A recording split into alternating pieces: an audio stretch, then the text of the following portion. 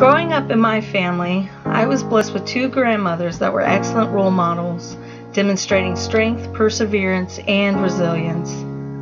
One grandma was able to overcome the loss of a husband from suicide, leaving her as the single mother. She faced uncertainty, but despite this was able to start a tool and die shop in Dayton, Ohio, which during this time was unheard of for a woman in such a male-dominated field. She faced discrimination on business loans and had a lack of community support. But she persisted.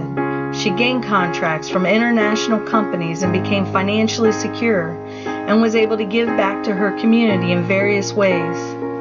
My father's mother was equally as strong and resilient, though her story was slightly different. She also lost her husband, but due to illness, and found herself to be a single mother as well.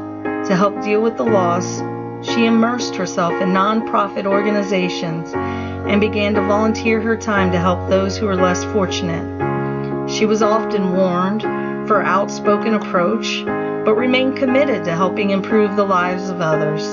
She led the way in advocating for legislation changes with adoption laws that created a ripple effect that can still be seen today.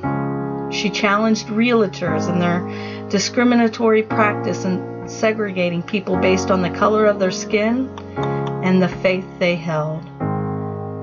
These role models made it easy to recognize other women who also shared those same characteristics, women who, despite their hardships and obstacles, remained hopeful, motivated, and focused, but also shared a common tenderness.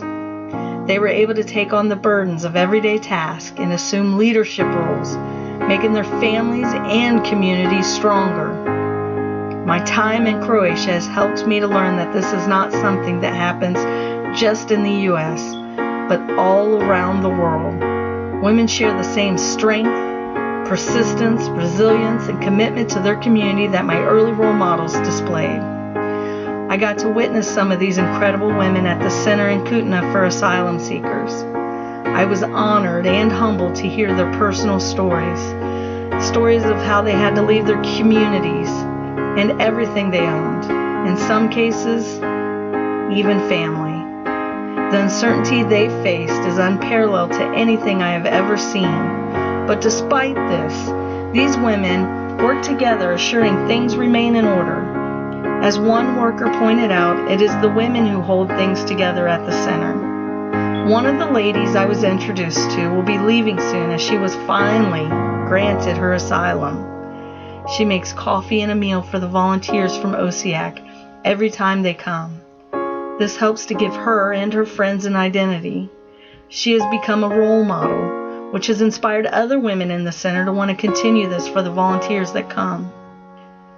Working with the different NGOs has helped me to realize just how courageous these women are, along with the role models I had growing up. Their ability to help strengthen their communities and develop partnerships make it clear that through these relationships we don't have to be strangers, separated by land or water and differences, but neighbors. The strength of our community we can build by the example of these women will be even greater when we learn to treat everyone like neighbors.